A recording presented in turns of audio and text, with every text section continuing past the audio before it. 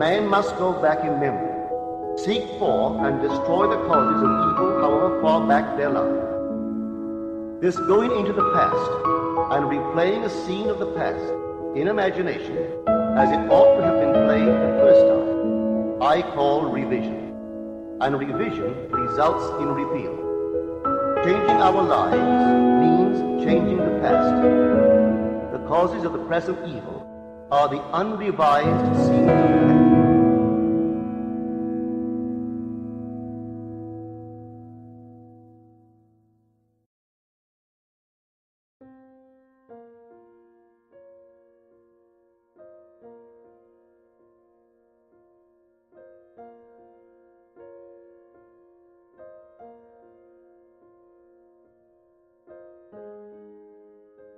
Tiempo de siembra y cosecha. Neville. A todos ustedes, quienes aplican lo que leen en este libro, y al hacerlo, crean un mundo mejor. Capítulo 1. El extremo de una cuerda dorada. Te doy el extremo de una cuerda dorada. Hazla un ovillo. Te llevará a la puerta del cielo, construida en el muro de Jerusalén. Blake. En los siguientes escritos he tratado de indicar ciertas formas de abordar la comprensión de la Biblia y la realización de tus sueños, para que no sean perezosos, sino imitadores de aquellos que por fe y paciencia heredan las promesas. Hebreos 6:12. Muchos de los que disfrutan de los viejos versículos familiares de las Escrituras se desalientan cuando intentan leer la Biblia como lo harían con cualquier otro libro, porque, de manera bastante excusable, no entienden que la Biblia está escrita en lenguaje simbólico. No saben que todos sus personajes son personificaciones de las leyes y funciones de la mente, que la Biblia es psicología más que historia. Entonces, ellos desconciertan sus cerebros por un tiempo y luego se dan por vencidos. Es demasiado desconcertante. Para comprender el significado de sus metáforas, el lector de la Biblia debe estar imaginativamente despierto. De acuerdo con las Escrituras, nosotros nos dormimos con Adán y nos despertamos con Cristo. Es decir, dormimos colectivamente y despertamos individualmente. Y el Señor Dios hizo caer un sueño profundo sobre el hombre, y éste se durmió. Génesis 2:21. Si Adán, o el hombre genérico, está en un sueño profundo, entonces sus experiencias, tal como están registradas en las Escrituras, deben ser un sueño. Solo el que está despierto puede contar un sueño, y solo el que entendiera el simbolismo de los sueños podría interpretar el sueño. Y se decían el uno al otro: ¿no ardía nuestro corazón dentro de nosotros, mientras nos hablaba en el camino, y cuando nos abría las Escrituras? Lucas 24:32. La Biblia es una revelación de las leyes y las funciones de la mente, expresadas en el lenguaje de ese reino indefinido al cual vamos cuando dormimos. Porque el lenguaje simbólico de este reino indefinido es muy similar para todos los hombres. Los recientes exploradores de este reino, la imaginación humana, lo llaman el inconsciente colectivo. El propósito de este libro, sin embargo, no es darte una definición completa de los símbolos bíblicos o interpretaciones exhaustivas de sus historias. Todo lo que espero haber hecho es indicar el camino por el cual es más probable que tengas éxito en la realización de tus deseos. Lo que sea que desees puede obtenerse solo a través del ejercicio consciente y voluntario de la imaginación en directa obediencia a las leyes de la mente. En algún lugar dentro de este reino de la imaginación hay un estado de ánimo, un sentimiento del deseo cumplido que, al ser apropiado, significa éxito para ti. Este reino, este Edén, tu imaginación, es más vasta de lo que crees, y su exploración te compensará. Yo te doy el extremo de una cuerda dorada, tú debes hacerla un ovillo. Capítulo 2. Los cuatro poderosos. Y salía del Edén un río para regar el huerto, y de allí se repartía en 4 cabezas. Génesis 2:10. Y tenía cada uno 4 caras. Ezequiel 10:14. Veo a 4 hombres sueltos que se pasean en medio del fuego sin sufrir daño alguno, y el aspecto del cuarto es semejante al de un hijo de los dioses. Daniel 3:25. 4 poderosos están en cada hombre. Blake. Los 4 poderosos constituyen la individualidad del hombre o Dios en el hombre. Hay 4 poderosos en cada hombre, pero estos 4 poderosos no son 4 seres separados, no están separados uno del otro como los dedos de tu mano. Los 4 poderosos son 4 aspectos diferentes de su mente y difieren unos de otros en función y carácter, pero no son 4 seres separados habitando el cuerpo de un hombre. Los 4 poderosos se pueden equiparar con los 4 caracteres hebreos, caracteres aquí que forman el misterioso nombre de 4 letras desde el poder creativo y combinado en sí mismo las formas pasada, presente y futura del verbo ser.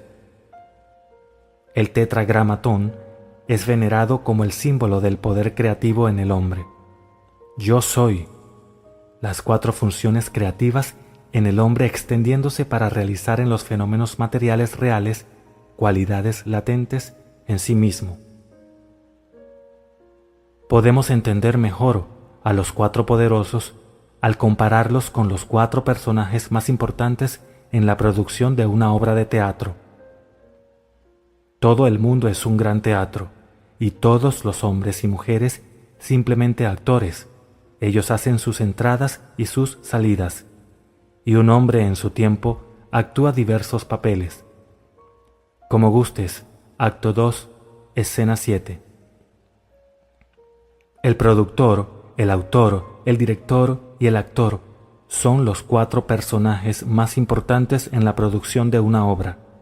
En el drama de la vida, la función del productor es sugerir el tema de la obra. Esto lo hace en forma de un deseo, tal como ojalá fuera exitoso. Desearía poder hacer un viaje, desearía estar casado, etc. Pero para aparecer en el escenario del mundo, estos temas generales deben, de alguna manera, ser especificados y trabajados en detalle. No es suficiente decir, ojalá fuera exitoso. Eso es demasiado indefinido. ¿Exitoso en qué? Sin embargo, el primer poderoso solo sugiere un tema. La dramatización del tema se deja a la originalidad del segundo poderoso, el autor. Al dramatizar el tema, el autor escribe solo la última escena de la obra, pero esta escena la escribe en detalle. La escena debe dramatizar el deseo cumplido. Él mentalmente construye una escena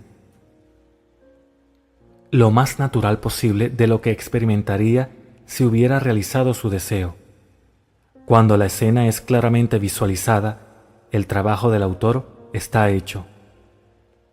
El tercer poderoso en la producción de la obra de la vida es el director. Las tareas del director son ver que el actor se mantenga fiel al guión y ensayarlo una y otra vez hasta que sea natural en el rol. Esta función se puede comparar a una atención controlada y conscientemente dirigida, una atención centrada exclusivamente en la acción que implica que el deseo ya se ha realizado. La forma del cuarto es como el Hijo de Dios, la imaginación humana, el actor. Este cuarto poderoso realiza dentro de sí mismo, en la imaginación, la acción predeterminada que implica el cumplimiento del deseo. Esta función no visualiza ni observa la acción.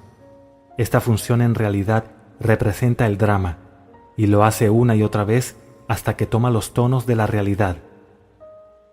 Sin la dramatizada visión del deseo cumplido, el tema sigue siendo un simple tema y duerme para siempre en las vastas cámaras de los temas que no han nacido. Tampoco la visión percibida alcanzará la realidad objetiva sin la cooperativa atención obediente a la visión dramatizada del deseo cumplido. Los cuatro poderosos son los 4/4 del alma humana. El primero es el Rey de Jehová, quien sugiere el tema. El segundo es el siervo de Jehová, quien fielmente trabaja el tema en una visión. El tercero es el hombre de Jehová, que está atento y obediente a la visión del deseo cumplido, el que devuelve la imaginación errante al guión 70 veces 7. La forma del cuarto es Jehová mismo, que representa el tema dramatizado en el escenario de la mente.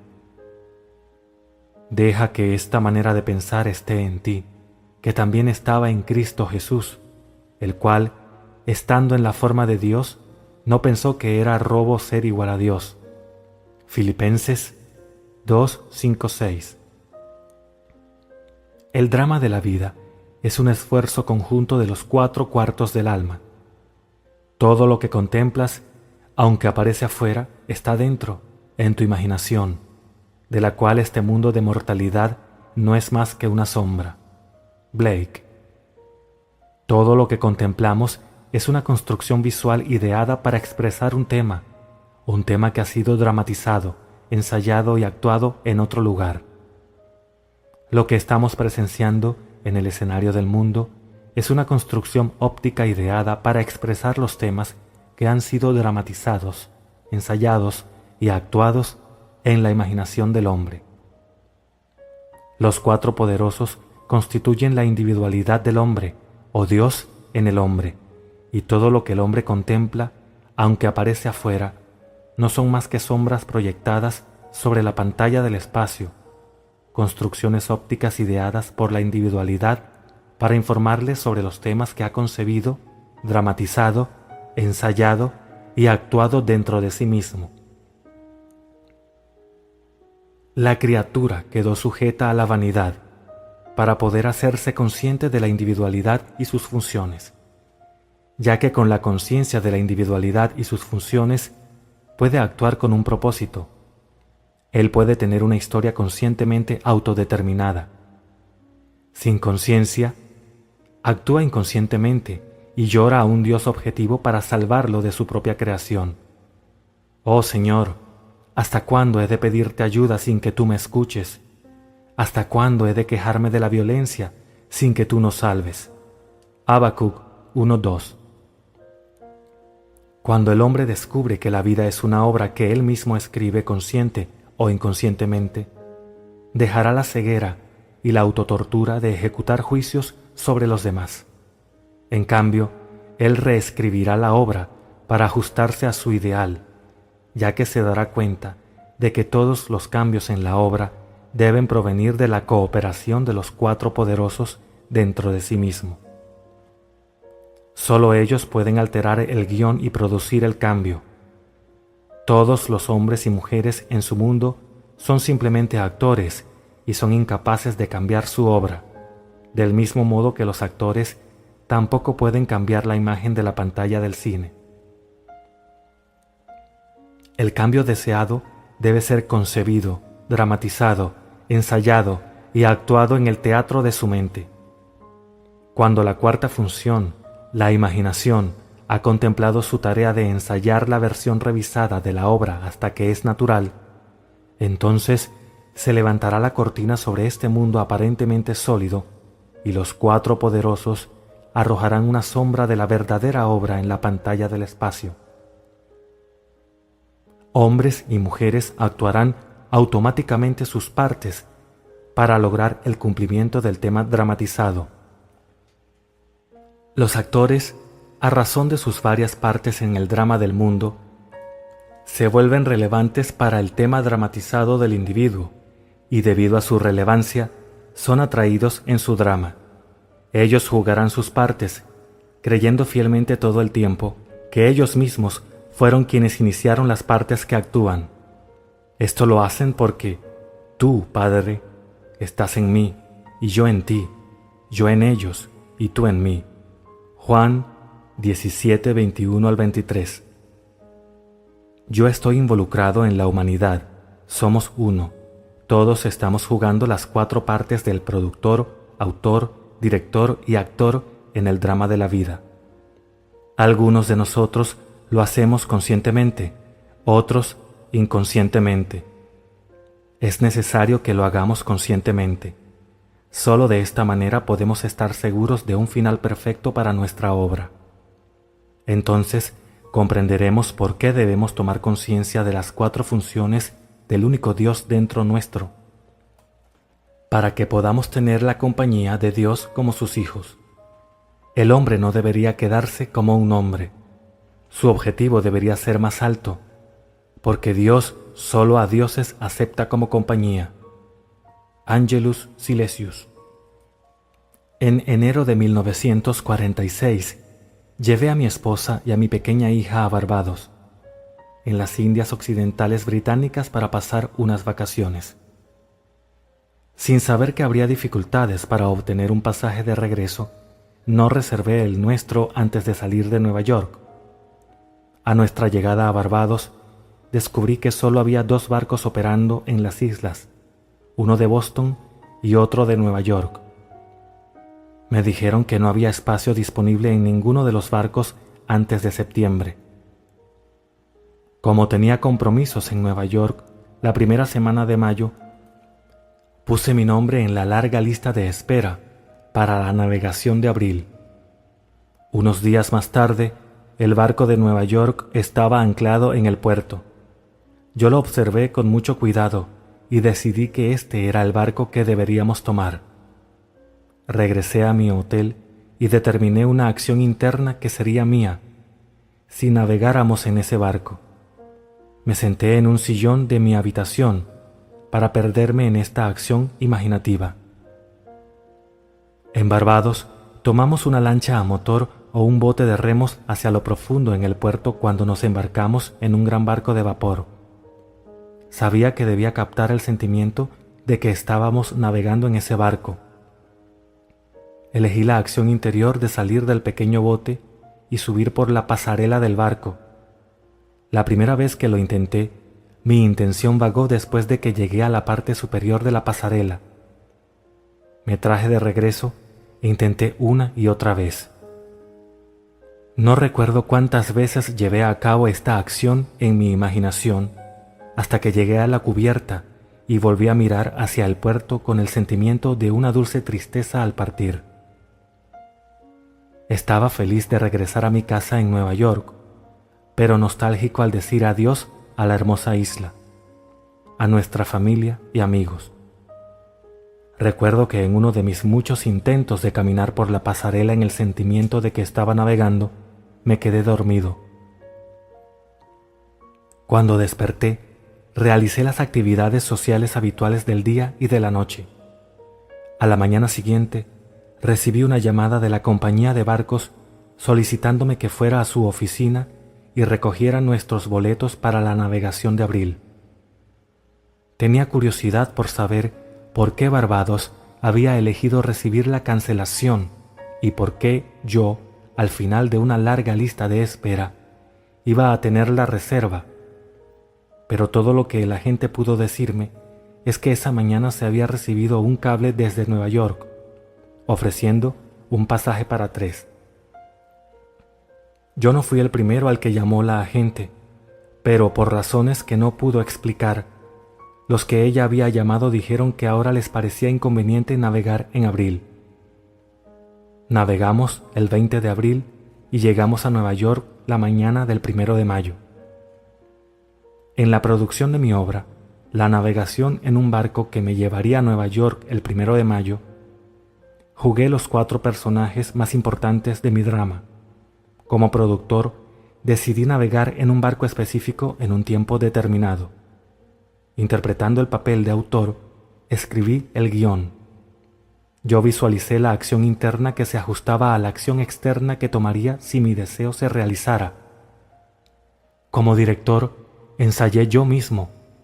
El actor en esa acción imaginaría de subir la pasarela hasta que esa acción se sintió completamente natural. Hecho esto, los acontecimientos y las personas se movieron rápidamente para adaptarse en el mundo exterior a la obra que yo había construido y representado en mi imaginación. Vi el flujo de la visión mística y vive en hombres y bosques y arroyos, hasta que ya no pude conocer la corriente de la vida de mis propios sueños. George William Russell. Le conté esta historia a una audiencia mía en San Francisco, y una señora del público me contó cómo inconscientemente había usado la misma técnica cuando era una niña. El episodio ocurrió en Nochebuena. Ella se sentía muy triste y cansada y con lástima por sí misma. Su padre, a quien ella adoraba, había muerto repentinamente. No solo sentía la pérdida en esta época de Navidad, sino que además la necesidad la había obligado a renunciar a sus planeados años de universidad e ir a trabajar. Esta lluviosa Nochebuena, ella se dirigía a su casa en un tranvía de San Diego. El tranvía estaba lleno de alegres conversaciones de jóvenes felices que iban a sus casas para las fiestas. Para esconder sus lágrimas de quienes estaba a su alrededor, ella se paró en la parte abierta adelante del carro y puso su cara hacia los cielos para mezclar sus lágrimas con la lluvia. Con sus ojos cerrados y sosteniendo firmemente la barandilla del auto, esto es lo que se dijo a sí misma: esta no es la sal de las lágrimas lo que yo saboreo, sino la sal del mar en el viento. Esto no es San Diego, este es el Pacífico Sur, y estoy navegando hacia la bahía de Samoa. Y mirando hacia arriba, en su imaginación, ella construyó lo que ella imaginaba ser la Cruz del Sur. Ella se perdió en esta contemplación, por lo que todo se desvaneció alrededor de ella. De pronto, ella estaba al final de la línea y en casa. 2 semanas más tarde, recibió un mensaje de un abogado en Chicago que tenía $3,000 en bonos americanos para ella. Varios años antes, una tía suya había ido a Europa con instrucciones de que estos bonos se entregaran a su sobrina si ella no regresaba a Estados Unidos. El abogado acababa de recibir la noticia de la muerte de la tía y ahora estaba llevando a cabo sus instrucciones. Un mes después, esta chica navegó hacia las islas del Pacífico Sur. Era de noche cuando ella entró en la bahía de Samoa. Mirando hacia abajo, pudo ver la espuma blanca como un hueso en la boca de la dama, mientras el barco surcaba las olas y traía la sal del mar al viento. Un oficial de turno le dijo: «Ahí está la Cruz del Sur», y mirando hacia arriba, vio la Cruz del Sur como ella lo había imaginado. En los años intermedios, tuvo muchas oportunidades de usar su imaginación de manera constructiva, pero como lo había hecho inconscientemente, no se daba cuenta de que había una ley detrás de todo.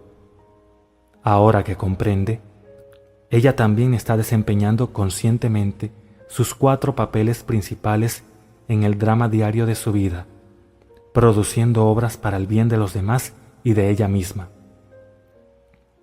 Cuando los soldados hubieron crucificado a Jesús, tomaron sus vestiduras e hicieron 4 partes, una para cada soldado.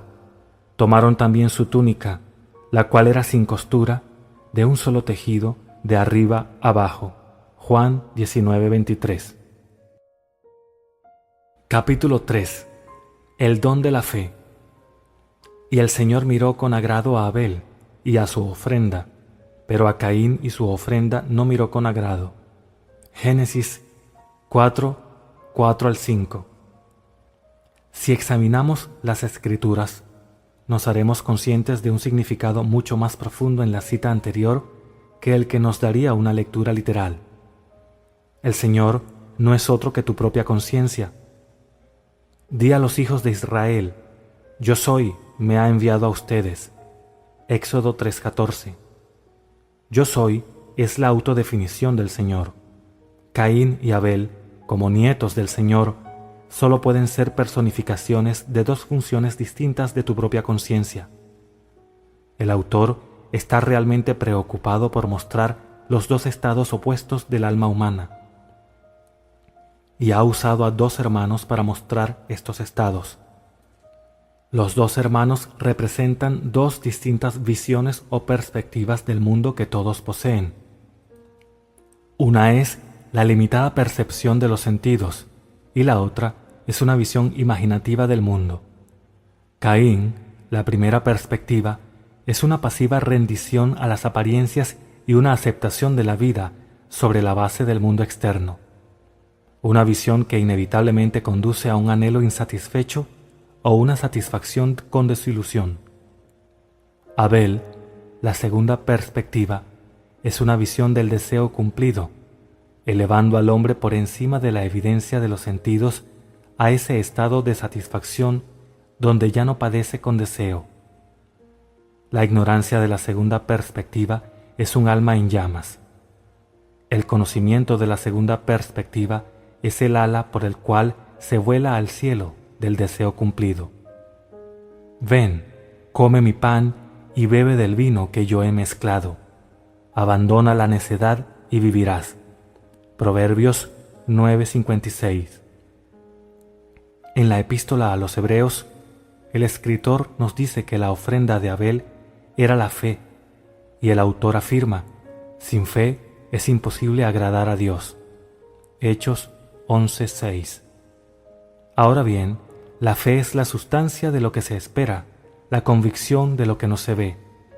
Por la fe entendemos que los mundos fueron enmarcados por la palabra de Dios, de modo que lo que se ve no fue hecho de cosas visibles. Hebreos 11:1-3. Caín ofrece la evidencia de los sentidos que la conciencia, el Señor, rechaza, porque la aceptación de este regalo como molde del futuro significaría la fijación y la perpetuación del presente estado para siempre. El enfermo estaría enfermo, el pobre sería pobre, el ladrón sería un ladrón, el asesino un asesino, y así sucesivamente, sin esperanza de redención.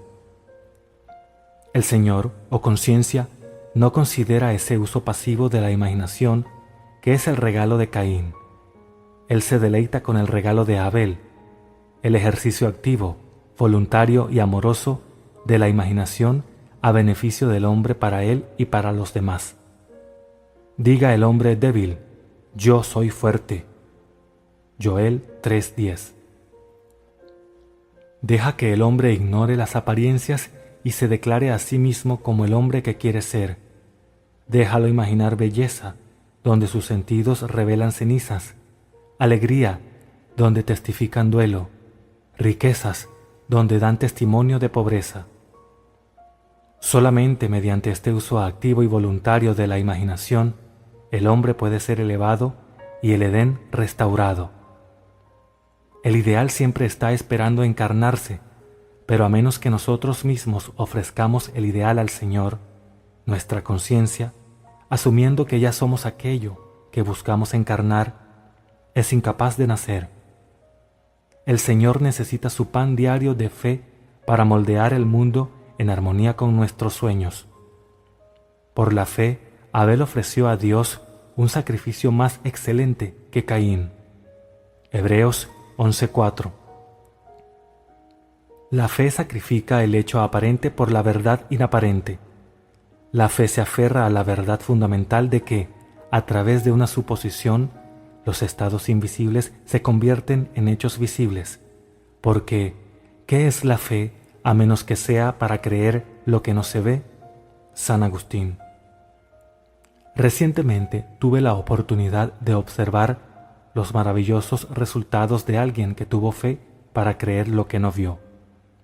Una joven me pidió que conociera a su hermana y a su sobrino de 3 años. Era un niño lindo y saludable, con ojos azules claros y una piel excepcionalmente fina y sin manchas.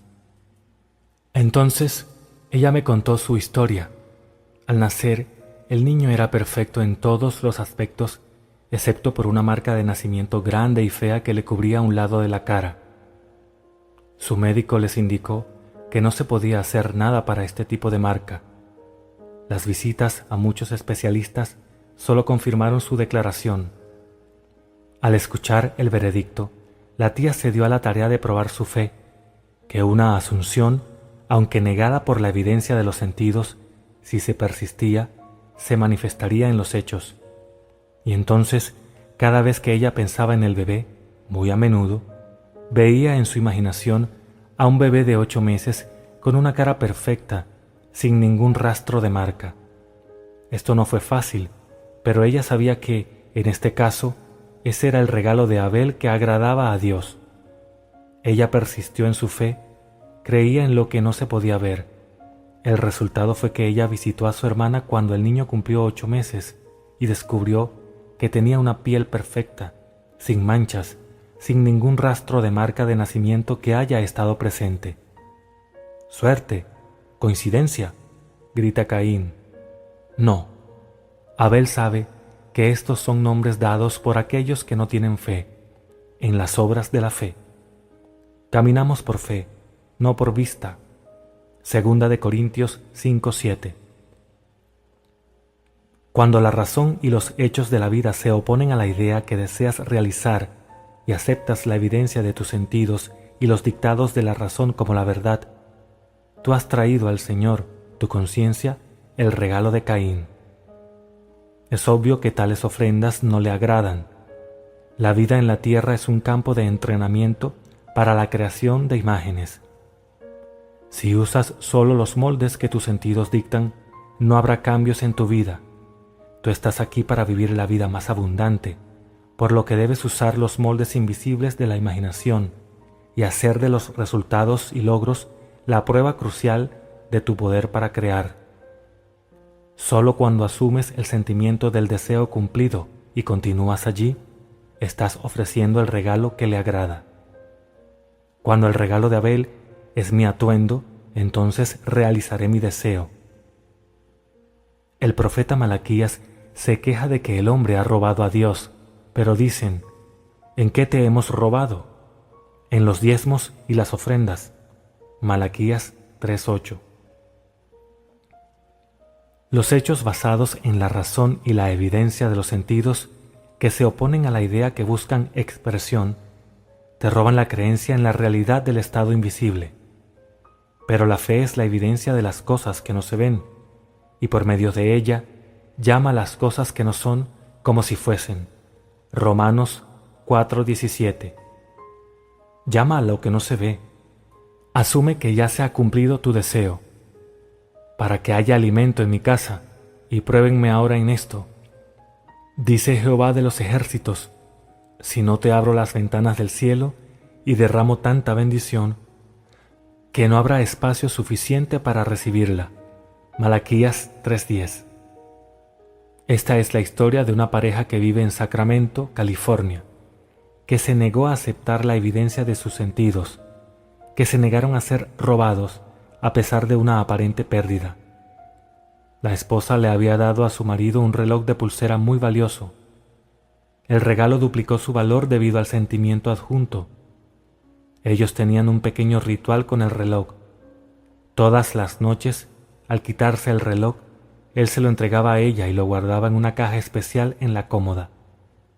Todas las mañanas, ella tomaba el reloj y se lo daba a él para que se lo pusiera. Una mañana, el reloj no estaba. Ambos recordaron haber realizado sus partes habituales la noche anterior, por lo tanto, el reloj no se había perdido ni extraviado, sino que había sido robado. Entonces allí determinaron no aceptar el hecho de que realmente se había ido. Se dijeron el uno al otro, esta es una oportunidad para practicar lo que creemos. Decidieron que, en su imaginación, representarían su ritual habitual como si el reloj realmente estuviera allí. En su imaginación, todas las noches, el marido se quitaba el reloj y se lo daba a su esposa, mientras que en su imaginación, ella recibía el reloj y cuidadosamente lo guardaba. Todas las mañanas, ella sacaba el reloj de su caja y se lo daba a su esposo, y él, a su vez, se lo ponía. Esto lo hicieron fielmente durante 2 semanas. Después de 14 días, un hombre entró en la única joyería de Sacramento, donde fue reconocido el reloj. Mientras ofrecía una joya para su evaluación, el dueño de la tienda notó el reloj de pulsera que llevaba puesto. Con el pretexto de necesitar un examen más detallado de la piedra, entró a una oficina interna y llamó a la policía. Después de que la policía arrestó al hombre, encontraron en su apartamento más de $10,000 en joyas robadas. Al caminar, por fe, no por vista, esta pareja logró su deseo, el reloj, y también ayudó a muchos otros a recuperar lo que parecía haberse perdido para siempre. Si uno avanza confiadamente en la dirección de su sueño y se esfuerza por vivir la vida que ha imaginado, se encontrará con un éxito inesperado en horas comunes. Capítulo 4. La escala del ser. Y tuvo un sueño, y he aquí, había una escalera apoyada en la tierra, cuyo extremo superior alcanzaba hasta el cielo, y he aquí, los ángeles de Dios subían y bajaban por ella, y he aquí, el Señor estaba sobre ella. Génesis 28, 12 al 13. En un sueño, en una visión de la noche, cuando el sueño profundo cayó sobre Jacob, se abrió su ojo interior y vio el mundo como una serie de niveles de conciencia ascendentes y descendentes. Era una revelación de la más profunda visión de los misterios del mundo. Jacob vio una escala vertical de ascendentes y descendientes valores o estados de conciencia. Esto le da sentido a todo en el mundo externo, ya que sin tal escala de valores no habría significado para la vida. En todo momento, el hombre permanece en la escala eterna del significado. No hay objeto o evento que haya tenido lugar alguna vez o esté teniendo lugar ahora que no tenga significado. El significado de un objeto o evento para el individuo es un índice directo al nivel de su conciencia. Por ejemplo, tú estás sosteniendo este libro. En un nivel de conciencia es un objeto en el espacio. En un nivel superior es una serie de letras en papel organizadas según ciertas reglas. En un nivel aún superior es una expresión de un significado. Mirando externamente, primero ves el libro, pero en realidad el significado viene primero. Ocupa un mayor grado de importancia que la disposición de la letra en el papel o el libro como un objeto en el espacio. El significado determina la disposición de las letras. La disposición de las letras solo expresa el significado. El significado es invisible y está por encima del nivel de la disposición visible de las letras. Si no hubiera un significado que expresar, ningún libro se habría escrito y publicado. Y he aquí, el Señor estaba sobre ella. El Señor y el significado son uno. El Creador, la causa de los fenómenos de la vida. En el principio era la palabra, y la palabra estaba con Dios, y la palabra era Dios. Juan 1:1. En el principio era la intención, el significado, y la intención estaba con el intencionado, y la intención era el intencionado. Los objetos y eventos en el tiempo y en el espacio ocupan un nivel de significancia menor que el nivel de significado que los produjo. Todas las cosas fueron hechas por el significado, y sin significado, nada de lo que ha sido hecho fue hecho. Es muy importante comprender el hecho de que todo lo que se ve puede considerarse como el efecto, en un nivel inferior de significación, de un orden superior de significancia. Nuestro modo habitual de proceder es tratar de explicar los niveles más altos de significancia, por qué suceden las cosas, en términos de lo más bajo, qué y cómo suceden las cosas. Por ejemplo, tomemos un accidente real y tratemos de explicarlo. La mayoría de nosotros vivimos al nivel de lo que sucedió. El accidente fue un evento en el espacio. Un automóvil chocó contra otro y prácticamente lo demolió. Algunos de nosotros vivimos en el nivel más alto del cómo sucedió el accidente. Era una noche lluviosa, los caminos estaban resbaladizos y el segundo automóvil patinó sobre el primero.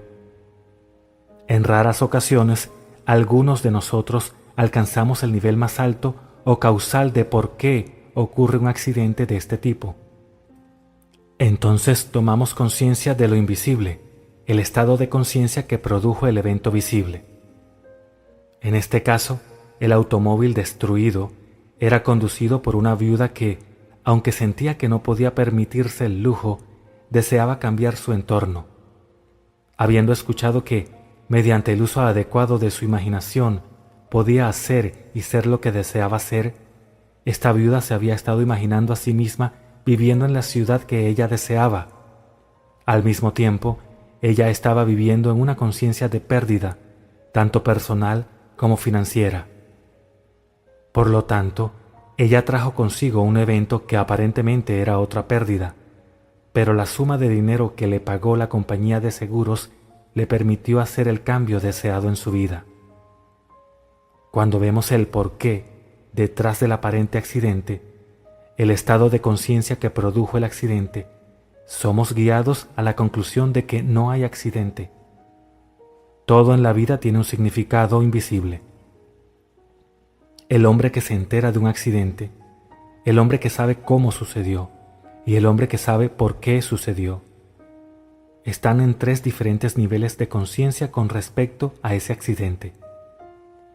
En la escala ascendente, cada nivel superior nos lleva un paso más adelante hacia la verdad del accidente.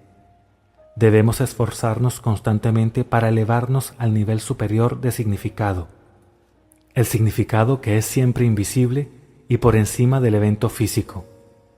Pero recuerda, el significado o la causa del fenómeno de la vida solo pueden encontrarse dentro de la conciencia del hombre.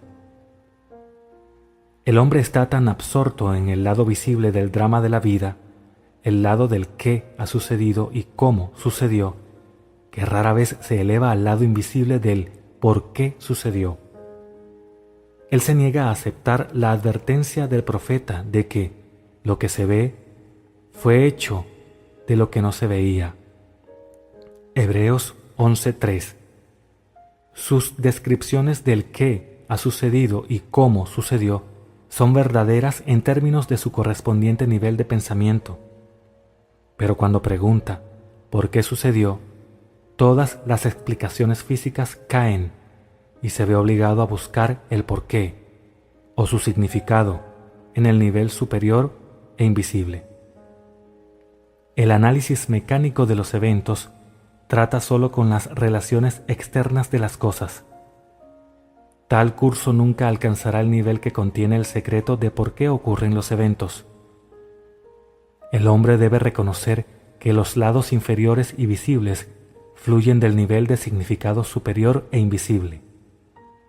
La intuición es necesaria para elevarnos al nivel del significado, al nivel del por qué suceden las cosas. Sigamos el consejo del antiguo profeta hebreo y levantemos nuestros ojos a los montes, dentro de nosotros mismos, y observemos lo que está sucediendo allí. Veamos qué ideas hemos aceptado como verdaderas, a qué estados hemos dado nuestro consentimiento, qué sueños, qué deseos y sobre todo, qué intenciones.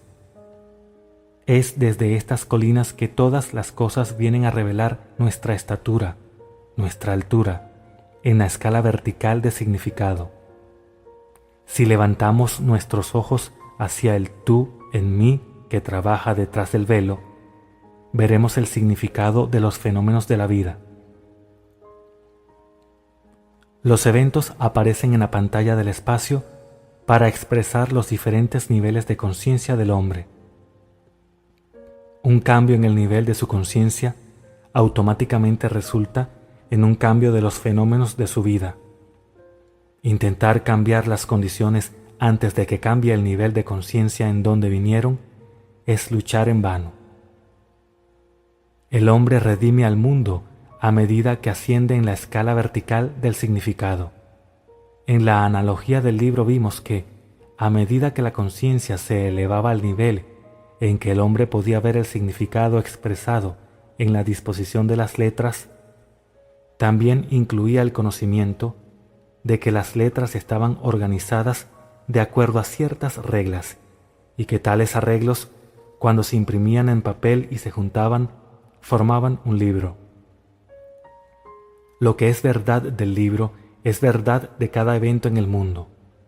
No harán mal ni dañarán en todo mi santo monte, porque la tierra estará llena del conocimiento del Señor, como las aguas cubren el mar. Isaías 11:9. Nada debe ser descartado, todo es para ser redimido. Nuestras vidas, ascendiendo la escala vertical del significado hacia una conciencia cada vez mayor, una conciencia de cosas de significado superior, es el proceso por el cual se lleva a cabo esta redención. Como el hombre organiza letras en palabras y palabras en oraciones para expresar un significado, de manera similar, la vida organiza circunstancias, condiciones y eventos para expresar los invisibles significados o actitudes de los hombres. Nada es sin significado. Pero el hombre, al no conocer el nivel superior del significado interno, mira afuera un panorama de eventos en movimiento y parecen no tener significado para la vida. Siempre hay un nivel de significado determinando los eventos y su relación esencial con nuestras vidas. Aquí hay una historia que nos permitirá ver el bien en las cosas que parecen malas, retener el juicio y actuar correctamente en medio de problemas. Hace apenas unos años, nuestro país estaba conmocionado por una aparente injusticia en nuestro medio. La historia fue contada en la radio y la televisión, así como también en los periódicos. Tú puedes recordar el incidente. El cuerpo de un joven soldado estadounidense asesinado en Corea fue devuelto a su casa para su entierro. Justo antes del servicio, a su esposa le hicieron una pregunta de rutina. ¿Era su esposo un caucásico? Cuando ella respondió que era indio, el entierro fue negado. Esta negación estaba de acuerdo con las leyes de esa comunidad, pero movió a toda la nación. Nos enfureció que a cualquiera que haya sido asesinado en el servicio de su país se le negara el entierro en cualquier parte de su país. La historia llamó la atención del presidente de los Estados Unidos y ofreció el entierro con todos los honores militares en el Cementerio Nacional de Arlington. Después del servicio, la esposa les dijo a los periodistas que su esposo siempre había soñado con morir como un héroe y tener un funeral de héroe con todos los honores militares. Cuando nosotros en América tuvimos que explicar por qué personas progresivas e inteligentes como nosotros no solo promulgamos, sino que además apoyamos tales leyes en nuestra gran tierra de libres y valientes, nos costaba dar una explicación. Nosotros, como observadores, solo habíamos visto qué sucedió y cómo sucedió. No logramos ver por qué sucedió. Ese entierro tuvo que ser rechazado si ese joven iba a realizar su sueño. Nosotros tratamos de explicar el drama en términos del nivel más inferior de cómo sucedió, cuya explicación no puede satisfacer a quien ha preguntado por qué sucedió. La verdadera respuesta, vista desde el nivel superior de significado, sería una inversión de nuestros comunes hábitos de pensamiento que serían rechazados instantáneamente. La verdad es que los estados futuros son causantes de los hechos actuales. El joven indio soñando con una muerte de héroe, con todos los honores militares, era como Lady Macbeth transportada más allá de este presente ignorante, y podía sentir ahora el futuro en el instante. Y por eso él, estando muerto, aún habla. Hebreos 11:4. Capítulo 5. El juego de la vida. Puedo más fácilmente enseñar a 20 lo que es bueno hacer que ser uno de los 20 en seguir mi propia enseñanza. Shakespeare. Con esta confesión de mi mente, ahora te enseñaré cómo jugar el juego de la vida. La vida es un juego, y como todos los juegos, tiene sus objetivos y sus reglas. En los pequeños juegos que los hombres inventan, como el cricket, el tenis, el béisbol, el fútbol, etc., las reglas pueden ser cambiadas de vez en cuando. Después de acordar los cambios, el hombre debe aprender las nuevas reglas y jugar el juego dentro del marco de las reglas aceptadas. Sin embargo, en el juego de la vida, las reglas no se pueden cambiar o romper. Solo dentro del marco de sus fijas reglas universales y eternas se puede jugar el juego de la vida. El juego de la vida se juega en el campo del juego de la mente. Al jugar un juego, lo primero que hacemos es preguntar cuál es su objetivo y propósito, y lo segundo, cuáles son las reglas del juego. En el juego de la vida, nuestro principal objetivo es hacia una mayor conciencia, una conciencia de cosas de mayor significado. Y nuestro segundo objetivo es alcanzar nuestras metas, realizar nuestros deseos. En cuanto a nuestros deseos, las reglas solo indican la forma en que deberíamos realizarlos, pero los deseos en sí mismos deben ser un asunto del propio individuo. Las reglas que gobiernan el juego de la vida son simples, pero se necesita una vida de práctica para aplicarlas sabiamente. Aquí hay una de las reglas. Como él piensa en su corazón, así es él. Proverbios 23:7. Por lo general, se cree que el pensamiento es una función totalmente libre de trabas y sin reglas para restringirlo. Pero eso no es verdad. El pensamiento se mueve por sus propios procesos en un territorio delimitado, con caminos y patrones definidos. El pensamiento sigue el camino establecido en las propias conversaciones internas. Todos nosotros podemos realizar nuestros objetivos mediante el uso inteligente de la mente y el habla. La mayoría de nosotros somos totalmente inconscientes de la actividad mental que se desarrolla dentro de nosotros. Pero para jugar el juego de la vida exitosamente, debemos tomar conciencia de todas nuestras actividades mentales, ya que esta actividad, en forma de conversaciones internas, es la causa de los fenómenos externos de nuestra vida. Toda palabra ociosa que el hombre hable dará cuenta de ella en el día del juicio, porque por tus palabras serás justificado y por tus palabras serás condenado. Mateo 12, 36-37. La ley de la palabra no se puede romper, no será quebrado hueso suyo. Juan 19:36. La ley de la palabra nunca pasa por alto una palabra interna, y nuestra ignorancia de su poder no hace ni la menor concesión. Moldea la vida a nuestro alrededor, mientras que nosotros, por nuestras conversaciones internas, moldeamos la vida dentro de nosotros mismos. Esto se hace para revelarnos nuestra posición en el campo de juego de la vida. No hay oponente en el juego de la vida, solo está el objetivo. No hace mucho tiempo estaba discutiendo esto con un exitoso y filantrópico hombre de negocios. Él me contó una interesante historia sobre sí mismo. Él dijo: «Sabes, Neville, aprendí sobre los objetivos en la vida cuando tenía 14 años, y fue en el campo de juego en la escuela. Yo era bueno en la pista y había tenido un buen día, pero había una carrera más por correr y tenía una dura competencia en otro chico. Yo estaba decidido a vencerlo. Lo vencí, es cierto, pero mientras lo estaba vigilando, un tercer niño, que no era considerado para nada como competencia, ganó la carrera. Esa experiencia me enseñó una lección que he utilizado a lo largo de mi vida. Cuando la gente me pregunta acerca de mi éxito, yo debo decir que creo que es porque nunca he hecho mi objetivo el ganar dinero. Mi objetivo es el uso inteligente y productivo del dinero». Las conversaciones internas de este hombre son basadas en la premisa de que ya tiene dinero.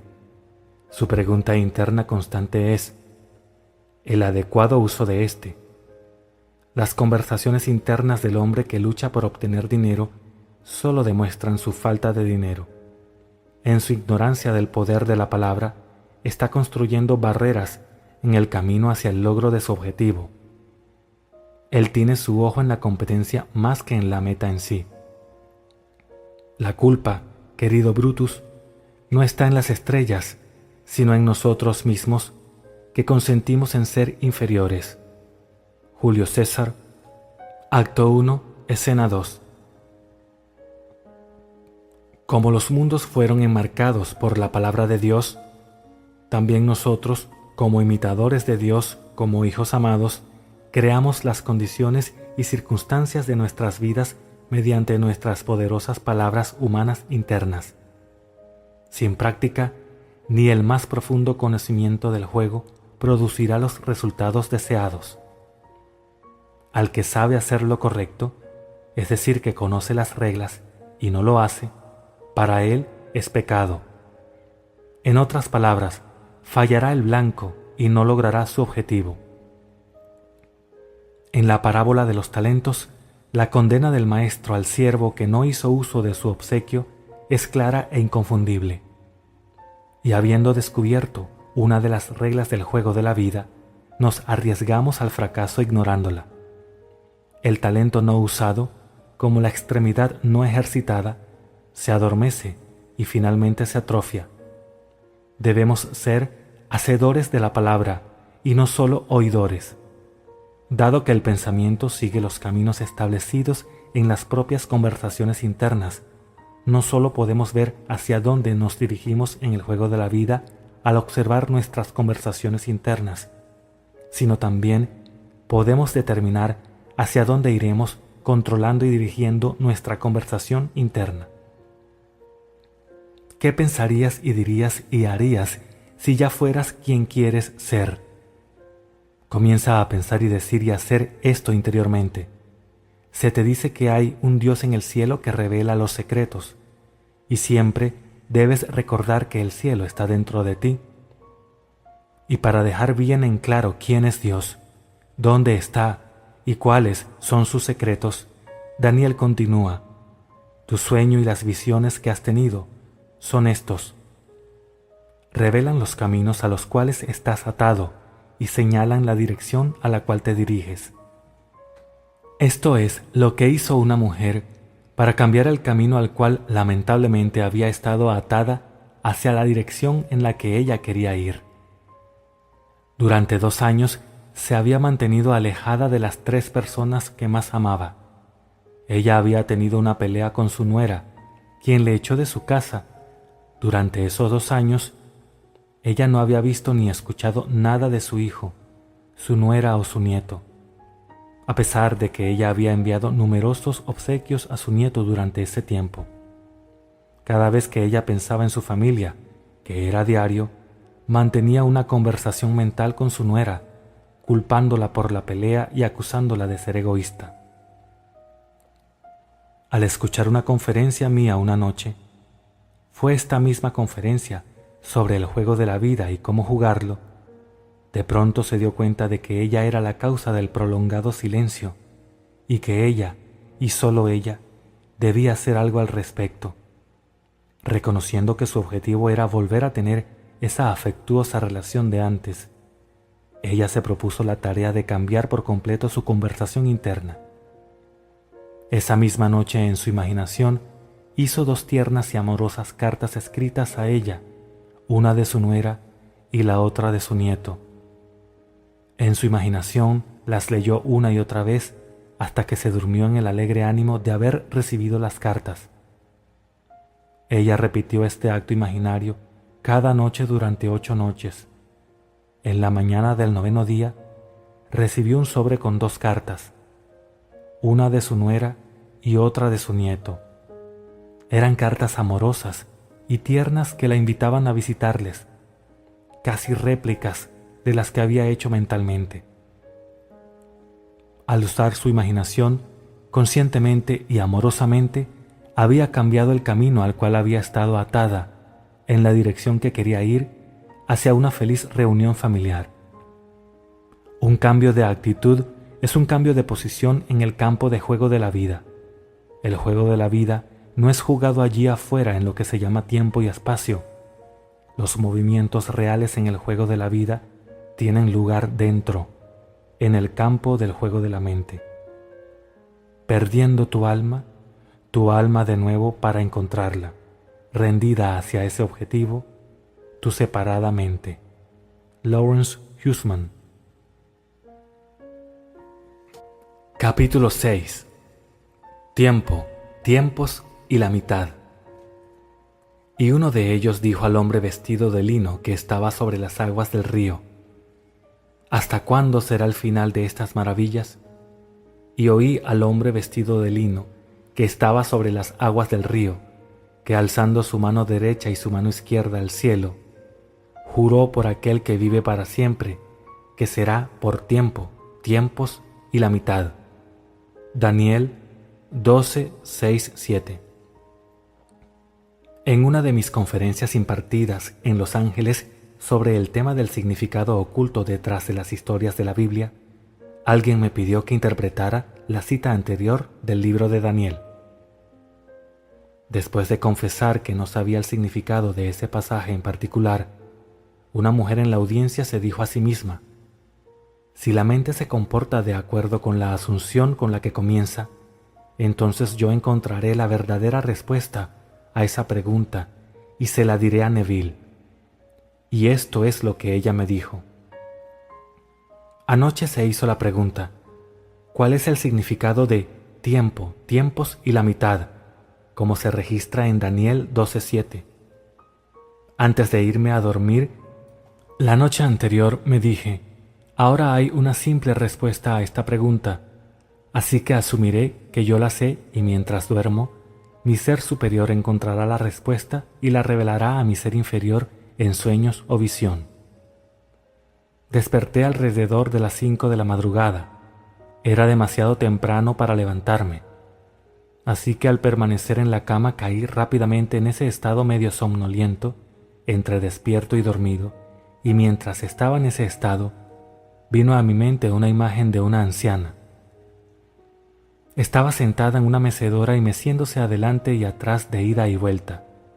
Entonces una voz que sonó como tu voz me dijo: hazlo una y otra vez hasta que adquiera los tonos de la realidad.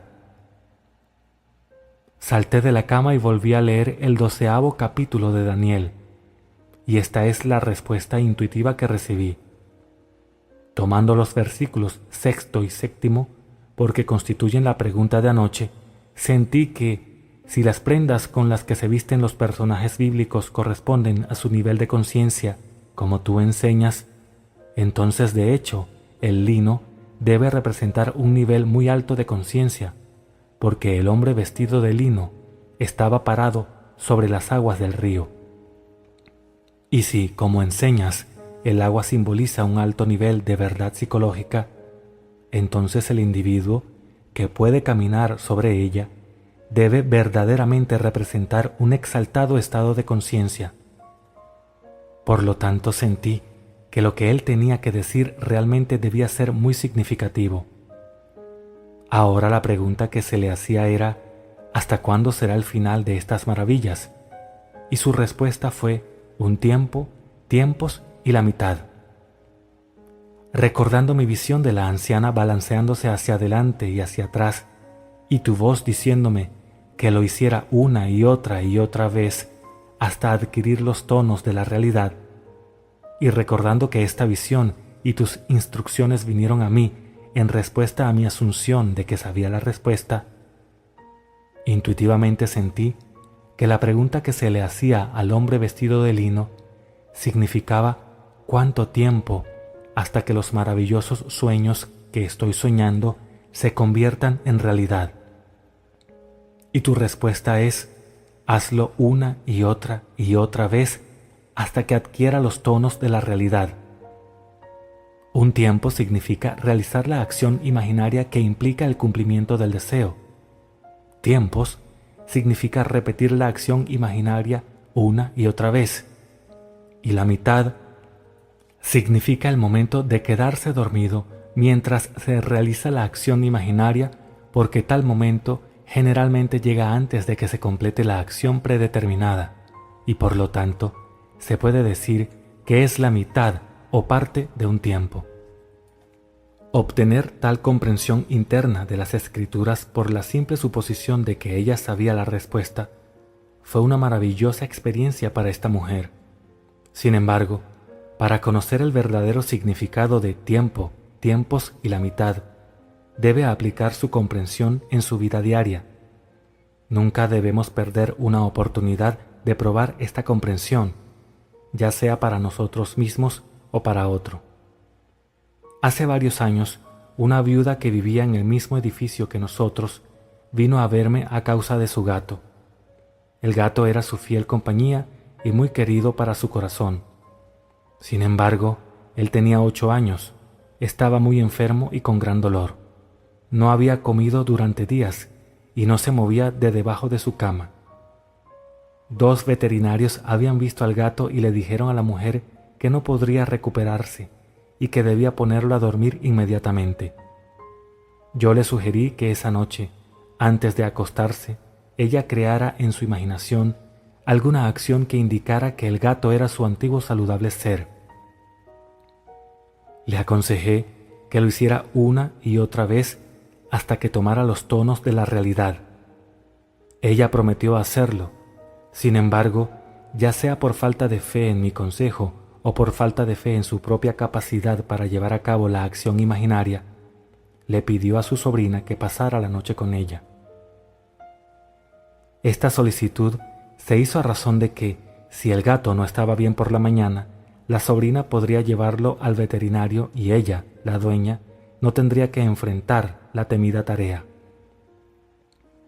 Esa noche se acomodó en un sillón y comenzó a imaginar que el gato estaba brincando a su lado, arañando los muebles y haciendo muchas cosas que normalmente ella no habría permitido. Cada vez que descubría que su mente se había desviado de su tarea predeterminada de ver un gato normal, sano y juguetón, ella devolvía su atención de regreso a la habitación y comenzaba su acción imaginaria otra vez. Esto lo hizo una y otra vez hasta que finalmente, en un sentimiento de alivio, se durmió, todavía sentada en su silla. Aproximadamente a las 4 de la mañana, ella fue despertada por el gemido de su gato. Él estaba parado junto a su silla. Después de llamar su atención, la dirigió a la cocina donde pedía comida. Ella le preparó un poco de leche tibia que bebió rápidamente y gimió por más. Ese gato vivió cómodamente durante 5 años más, cuando sin dolor ni enfermedad murió naturalmente en su sueño. ¿Hasta cuándo será el final de estas maravillas?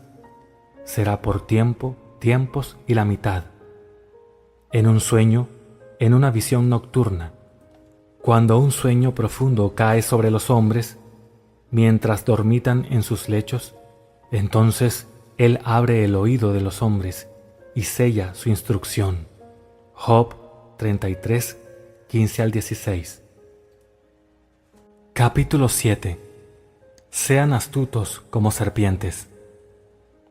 Sean, pues, astutos como serpientes e inocentes como palomas. Mateo 10:16. La capacidad de la serpiente de formar su piel mediante la osificación de una porción de sí misma y su habilidad para deshacerse de cada piel a medida que crece, hizo que el hombre considerara a este reptil como un símbolo del poder del crecimiento sin fin y la autorreproducción. Por lo tanto, al hombre se le dice que sea astuto como la serpiente y aprenda a arrojar su piel, su entorno, que es su ser solidificado. El hombre debe aprender a perderlo y dejar que se vaya, como despojarse del viejo hombre, cómo morir al viejo y saber, al igual que la serpiente, que él de seguro no morirá. El hombre aún no ha aprendido que todo lo que está fuera de su cuerpo físico también es parte de sí mismo, que su mundo y todas las condiciones de su vida no son más que la proyección de su estado de conciencia. Cuando él conozca esta verdad, Él detendrá la inútil lucha de autocontienda, y como la serpiente, dejará que lo viejo se vaya y se desarrolle un nuevo entorno. El hombre es inmortal, por lo tanto, debe morir sin fin, porque la vida es una idea creativa, solo puede encontrarse a sí misma en formas cambiantes. Tagore. En la antigüedad, las serpientes también fueron asociadas con la custodia del tesoro o la riqueza. El mandato a ser astuto como serpiente es el consejo para el hombre a despertar el poder de su cuerpo sutil, su imaginación, para que él, como la serpiente, pueda crecer y superar, morir sin morir, porque sólo de tales muertes y resurrecciones, arrojando lo viejo y poniéndose lo nuevo, vendrá el cumplimiento de sus sueños y el hallazgo de sus tesoros. Como la serpiente era más astuta que cualquiera de los animales del campo que el Señor Dios había hecho. Génesis 3:1. E incluso así, la imaginación es más sutil que cualquier criatura de los cielos que el Señor Dios ha creado. La imaginación es la criatura que fue sometida a vanidad, no voluntariamente, sino por causa de aquel que la sometió en la esperanza. Porque en esperanza hemos sido salvos, pero la esperanza que se ve no es esperanza, pues ¿por qué esperar lo que uno ve? Pero si esperamos lo que no vemos, con paciencia lo aguardamos. Romanos 8:20, 24 y 25. Aunque el hombre exterior o natural, el hombre de los sentidos, está entrelazado con su entorno, el hombre interior o espiritual, el hombre de la imaginación, no está entrelazado. Si lo estuviera completamente, el llamado a ser sabios como serpientes sería en vano. Si estuviéramos completamente entrelazados con nuestro entorno, no podríamos retirar nuestra atención de la evidencia de los sentidos y sentirnos en la situación de nuestro deseo cumplido, con la esperanza de que ese estado invisible se solidificara como nuestro nuevo entorno. Pero hay un cuerpo natural y hay también un cuerpo espiritual. 1 Corintios 15:44. El cuerpo espiritual de la imaginación no está entrelazado con el entorno del hombre. El cuerpo espiritual puede retirarse del hombre exterior de los sentidos y el entorno e imaginarse a sí mismo como lo que quiere ser. Si permanece fiel a la visión, la imaginación construirá para él un nuevo entorno en el cual vivir. Esto es lo que significa la declaración: voy a preparar un lugar para ti. Y si voy y preparo un lugar para ti, vendré otra vez y te tomaré conmigo, para que donde estoy, allí también estés. Juan 14:2-3. El lugar que está preparado para ti no necesita ser un lugar en el espacio. Puede ser salud, riqueza, compañía, cualquier cosa que desees en este mundo. Ahora, ¿cómo se prepara el lugar? Primero debes construir una representación lo más real posible de lo que verías y oirías y harías si estuvieras físicamente presente y físicamente moviéndote en ese lugar. Luego, con tu cuerpo físico inmovilizado, debes imaginar que en realidad te encuentras en ese lugar y estás viendo y oyendo y haciendo todo lo que verías, oirías y harías si estuvieses físicamente allí. Debes hacer esto una y otra vez hasta que adquiera los tonos de la realidad. Cuando se sienta natural, el lugar se ha preparado como el nuevo entorno para tu ser externo o físico. Ahora puedes abrir tus ojos físicos y regresar a tu estado anterior. El lugar está preparado, y donde has estado en la imaginación, allí también estarás en el cuerpo. ¿Cómo se manifestará físicamente este estado imaginado?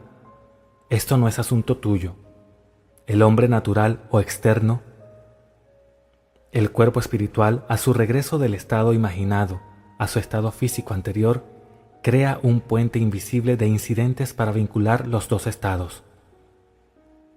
Aunque el curioso sentimiento de que realmente estabas allí y que el estado era real desaparece tan pronto como abres los ojos al viejo entorno familiar, no obstante, tú estás encantado con un sentido de una doble identidad, con el conocimiento de que hay un cuerpo natural y hay un cuerpo espiritual.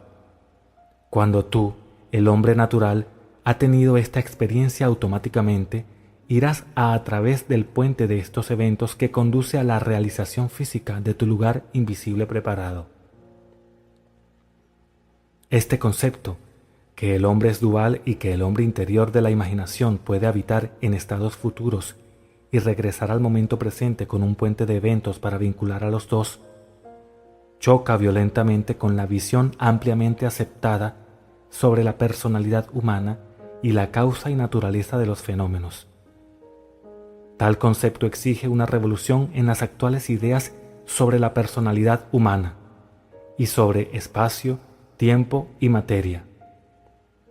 El concepto de que el hombre, consciente o inconscientemente, determina las condiciones de vida al imaginarse a sí mismo en estos estados mentales, lleva a la conclusión de que este mundo, supuestamente sólido, es una construcción de la mente, un concepto que, al principio, el sentido común rechaza. No obstante, debemos recordar que la mayoría de los conceptos que el sentido común rechazó en un principio, el hombre más tarde se vio forzado a aceptar. Estas interminables revocaciones de juicio que la experiencia ha forzado al hombre fue lo que llevó al profesor Whitehead a escribir: «El cielo sabe que lo que parece un absurdo, mañana puede ser una verdad demostrada». El poder creativo en el hombre duerme y necesita ser despertado. Despierta, tú que duermes, y levántate de entre los muertos. Efesios 5:14. Despierta del sueño que te dice que el mundo exterior es la causa de las condiciones de tu vida. Elévate del pasado muerto y crea un nuevo entorno.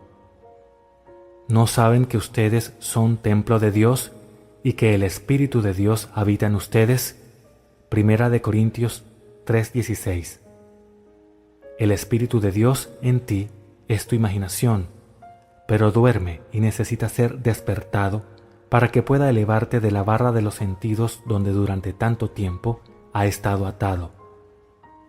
Las infinitas posibilidades que se te presentan cuando te vuelves astuto como serpiente son inconmensurables. Seleccionarás las condiciones ideales que deseas experimentar y el entorno ideal en el que deseas vivir. Al experimentar estos estados en la imaginación hasta que adquieran una viveza sensorial, los exteriorizarás con la misma certeza con que la serpiente exterioriza su piel. Una vez que los hayas superado, los abandonarás tan fácilmente como la serpiente arroja su esmaltada piel. La vida más abundante, el propósito de la creación, no se puede asegurar a través de la muerte y la resurrección. Dios deseó la forma, entonces Él se hizo hombre, y no es suficiente para nosotros reconocer el trabajo de su Espíritu en la creación. Debemos ver su trabajo en forma y decir que es bueno, a pesar que superemos la forma, por siempre y para siempre. Y yo, si soy levantado de la tierra, atraeré a todos los hombres hacia mí. Juan 12:32. Si yo soy elevado de la evidencia de los sentidos al estado de conciencia que deseo manifestar y permanezco en ese estado hasta que se sienta natural, voy a formar ese estado a mi alrededor y todos los hombres lo verán. Pero ¿cómo persuadir al hombre de que esto es verdad? Que la vida imaginativa es la única vida, que asumir el sentimiento del deseo cumplido es el camino hacia la vida más abundante y no la compensación del escapista. Ese es el problema. Para ver cómo ensanchadas cámaras de deleite, lo que significa vivir en los reinos de la imaginación, para apreciar y disfrutar del mundo, uno debe vivir imaginativamente. Uno debe soñar y ocupar su sueño. Luego crecer y superar el sueño, por siempre y para siempre. Los hombres no imaginativos, quienes no perderán su vida en un nivel para encontrar un nivel superior no son nada más que la esposa de Lot, un autosatisfecho pilar de sal. Por otro lado, aquellos que rechazan la forma como ser no espiritual y que rechazan la encarnación como algo separado de Dios, ignoran el gran misterio. Grande es el misterio. Dios se ha manifestado en la carne. Tu vida expresa una cosa, y una cosa solamente, tu estado de conciencia. Todo es dependiente de eso.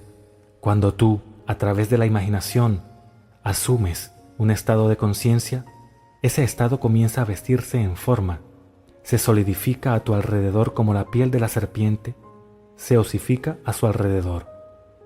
Pero debes ser fiel al estado. No debes ir de un estado a otro, sino más bien espera pacientemente en ese estado invisible, hasta que tome forma y se convierta en un hecho objetivo.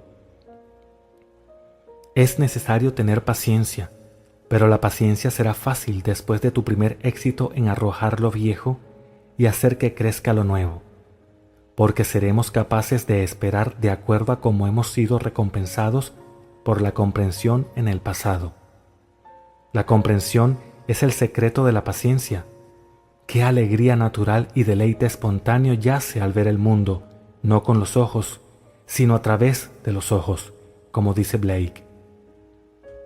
Imagina que estás viendo lo que quieres ver y permanece fiel a tu visión. Tu imaginación hará por sí misma una forma correspondiente en la cual vivir. Todas las cosas están hechas por el poder de la imaginación. Nada comienza excepto en la imaginación del hombre. De adentro hacia afuera es la ley del universo.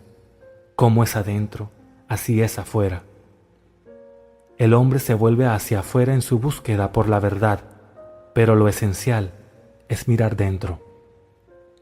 La verdad está dentro de nosotros mismos. No surge de cosas externas a pesar de lo que creas.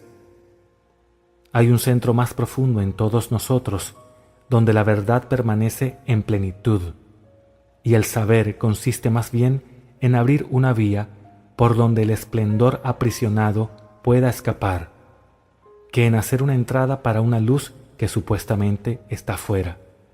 Robert Browning, Paracelsus. Creo que estarás interesado en un ejemplo de cómo una joven mujer se despojó de la piel del resentimiento y se puso un tipo de piel muy diferente. Los padres de esta mujer se separaron cuando ella tenía 6 años y ella había vivido con su madre. Rara vez veía a su padre, pero una vez al año él le enviaba un cheque por $5 para Navidad. Después de su matrimonio, él aumentó su regalo de Navidad a $10. Después de una de mis conferencias, ella estaba pensando en mi declaración de que la sospecha del hombre sobre otro es solo una medida de su propio engaño. Y ella reconoció que había estado albergando un resentimiento hacia su padre durante años. Esa noche ella decidió soltar su resentimiento y poner una buena reacción en su lugar. En su imaginación, sintió que estaba abrazando a su padre de una manera afectuosa. Lo hizo una y otra vez hasta que captó el espíritu de su acto imaginario y luego ella se durmió en un muy buen ánimo. Al día siguiente, pasó por el departamento de pieles de una de nuestras grandes tiendas en California. Durante algún tiempo había estado jugando con la idea de tener una nueva bufanda de piel, pero sentía que no podía permitirse el lujo. Esta vez su ojo fue atrapado por una bufanda de garduña y ella la tomó y se la probó. Después de sentirla y verse a sí misma con ella, de mala gana se quitó la bufanda y se la pasó al vendedor, diciéndose a sí misma que realmente no podía pagarla. Cuando salió del departamento, ella se detuvo y pensó: Neville dice que podemos tener todo lo que deseamos si solo logramos el sentimiento de ya tenerlo. En su imaginación se volvió a poner la bufanda, sintió su realidad y siguió con sus compras disfrutando del imaginado uso de la misma. Esta joven mujer nunca asoció estos dos actos imaginarios. De hecho, ella casi había olvidado lo que ella había hecho hasta que, unas semanas más tarde, en el Día de la Madre, el timbre sonó inesperadamente. Allí estaba su padre. Cuando ella lo abrazó, recordó su primera acción imaginaria, cuando ella abrió el paquete que él le había traído, el primer regalo en estos muchos años. Ella recordó su segunda acción imaginaria, porque la caja contenía una hermosa bufanda de garduña. Ustedes son dioses, y todos ustedes son hijos del Altísimo. Salmos 82:6. Sean ustedes, por lo tanto, astutos como serpientes e inocentes como palomas. Mateo 10:16.